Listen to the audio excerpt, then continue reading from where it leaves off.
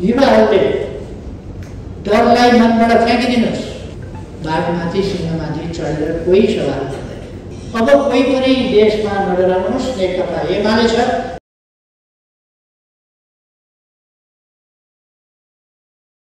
म देशलाई भन्न चाहन्छु,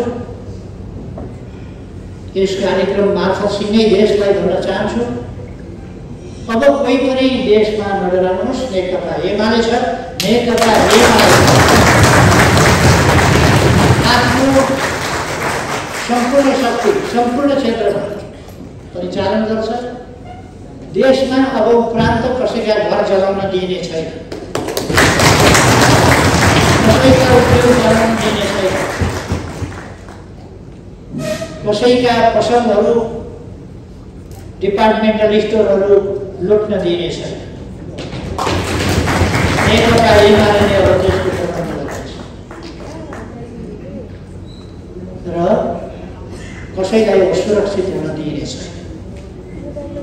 नेकपा एमाले सुरक्षा गर्छ, किनभने हामीले देख्यौँ यस्तो परिस्थिति देशमा बन्यो, जनताको सुरक्षा आफैले नगर्ने हो भने सुरक्षा गर्न गाह्रो पर्ने रहेछ।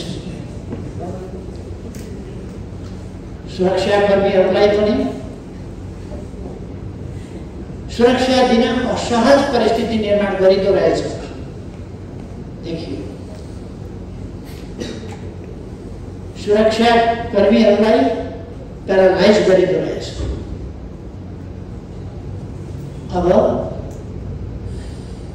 जनताको सुरक्षा जनता आफैले गर्नुपर्छ, त्यसको अगुवाई नेकपा एमाले गर्छ र जनतालाई नै सङ्गठित गरेर जनताको सुरक्षा नेकपा एमाले गर्छ।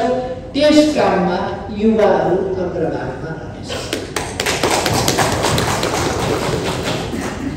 त्यस परिस्थितिमा तपाईहरू युवा सङ्घको बैठक बस्दै हुनुहुन्छ।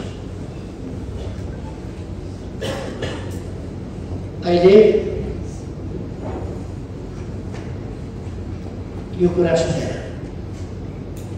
सरकारले ल एन्ड अर्डर हातमा लिन खोजेको हो कि भन्ने ठान्न पनि सक्छ, भन्न पनि सक्छ। छ कहाँ ल एन्ड अर्डर हातमा लिने? छ कहाँ ल एन्ड अर्डर? कहाँ छ? देशमा ल एन्ड अर्डर छ? देशमा शान्ति सुव्यवस्था छ? देशमा न्याय छ? मेरो घर जलाउने मान्छे यो हो भनेर उजुरी दिन जाँदा प्रहरीले उजुरी दर्ता नगर्ने अवस्था छ, किनभने प्रशासनलाई प्यारालाइज गरिएको छ। आदेश छ दर्ता नगर्ने। घरमा आगो लगाएको मान्छे देखिएको छ, चिनिएको छ। आगलागी जस्तो अपराधलाई देशद्रोही क्रियाकलाप हो। यस्तो अपराधमा संलग्न व्यक्ति गिरफ्तार भयो भने छोडिएको छ, छोड्ने आदेश दिइएको छ। बलजफ्ती, प्रहरी समाउने, प्रहरीलाई वर्दी उतार्ने, प्रहरीलाई अपमान गर्ने, प्रहरीका हतियार खोज्ने, प्रहरी चौकीहरू डराउने, प्रहरी कार्यालयहरू डराउने त्यस्ता मान्छेहरूलाई सप्रमाण गिरफ्तार प्रहरीले गर्दा माथिबाट आदेश छ।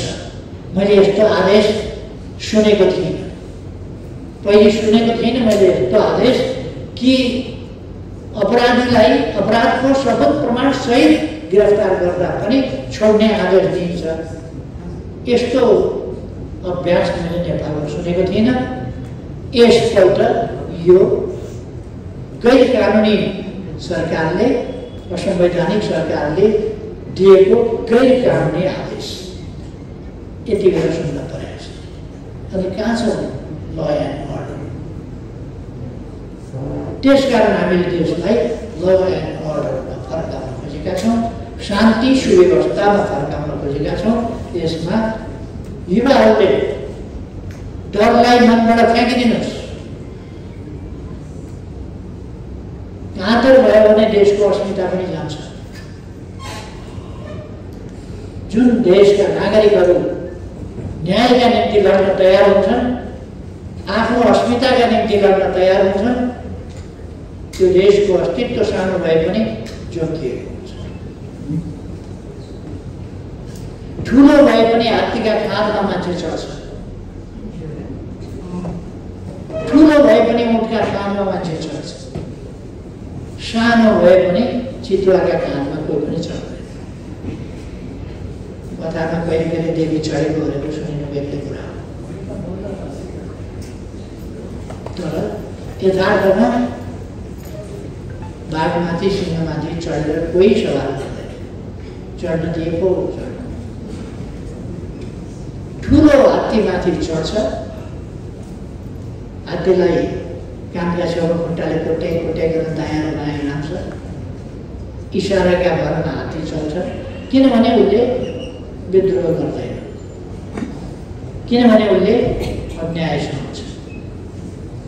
आफ्नो स्वतन्त्रता सानातिना कुरासँग कम्प्रोमाइज गर्छ र स्वाधीनता छोड्छ, उसले स्वतन्त्रता छोड्छ।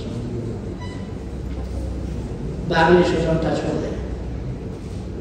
म स्वतन्त्र प्राणी हो, तिमीलाई काँधमा हालेर हिँड्नुपर्ने कुनै आवश्यकता छैन।